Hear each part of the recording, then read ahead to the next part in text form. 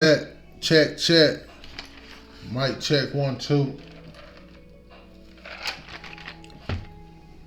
Alright, so I'm gonna try to not make this video so long.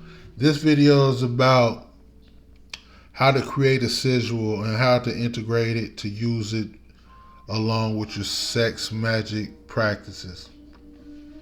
If you're not familiar with the channel, recently I uploaded a couple of different videos that were about how to use our sexual energy to manifest things that we want in our life.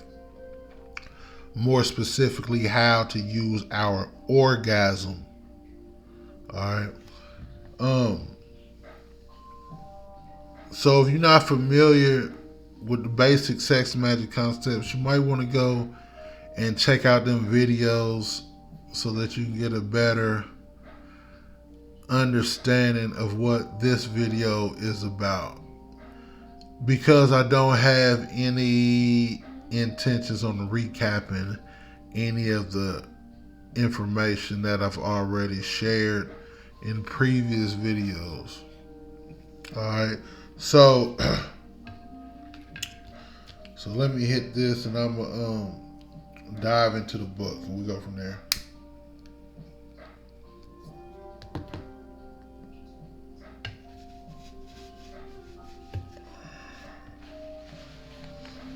Alright, so the sigil business. First, I'm reading from this. It is titled Using Symbols to Guide Energy.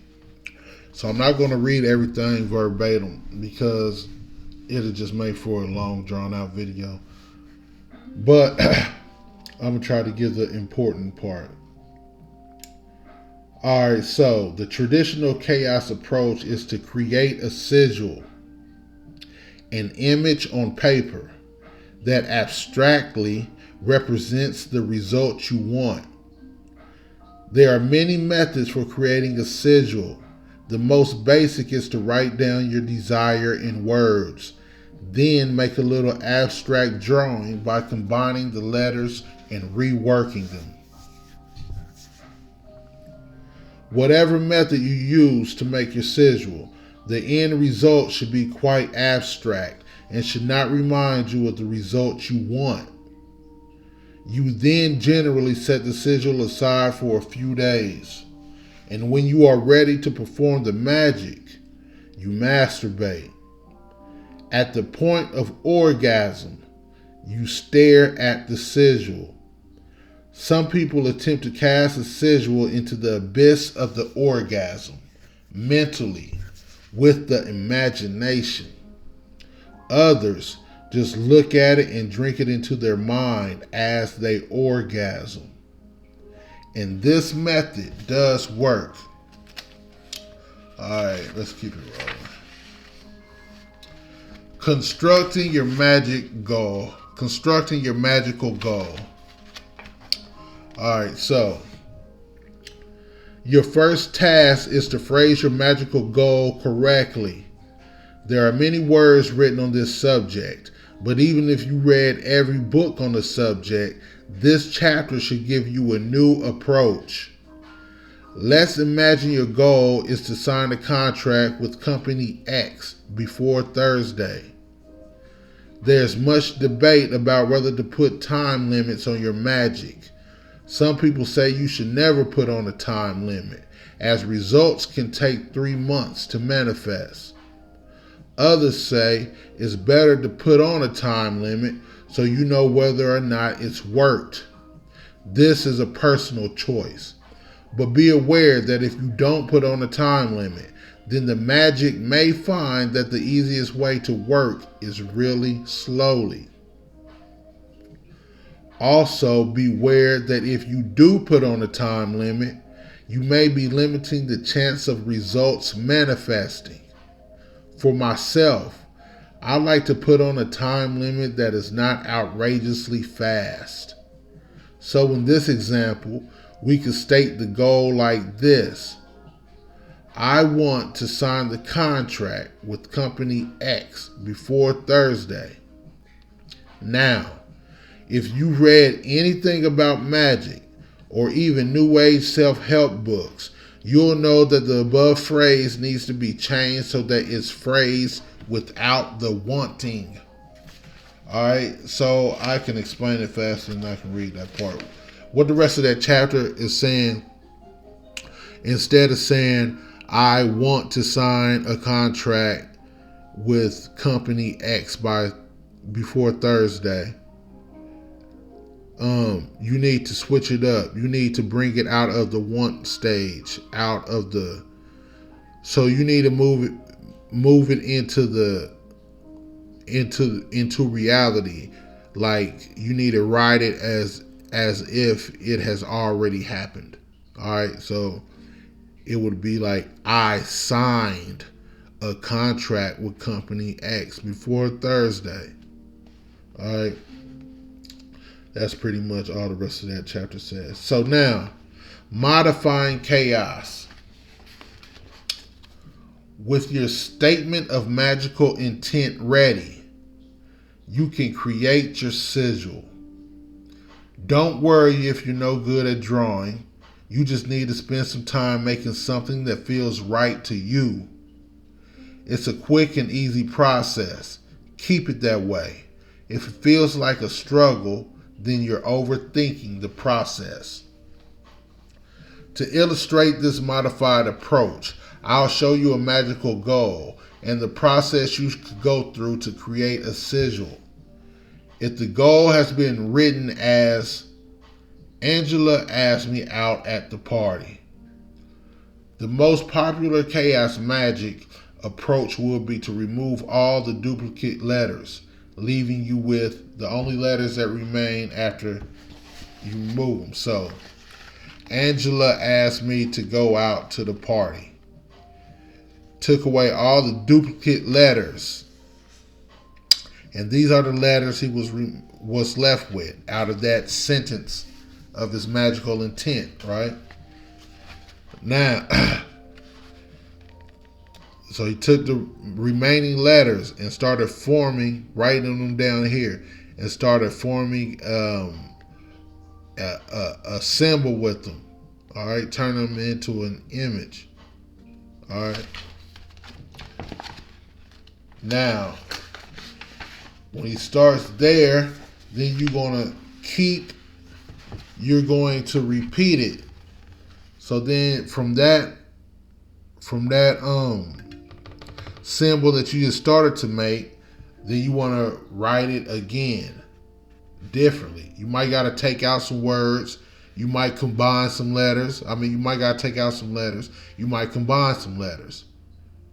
All right, so from there, it should continue to become more abstract. So it should be becoming more non-recognizable from where you started at with it, if you understand that.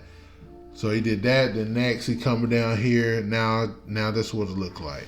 Now up here, once he got the final design that he wanted to use right there, see how it looks nothing. It looks nothing like what he started with. But if you want to keep going and make it more abstract, which the author was doing, he was giving examples of things that was coming to mind. And then, so he kept modifying it.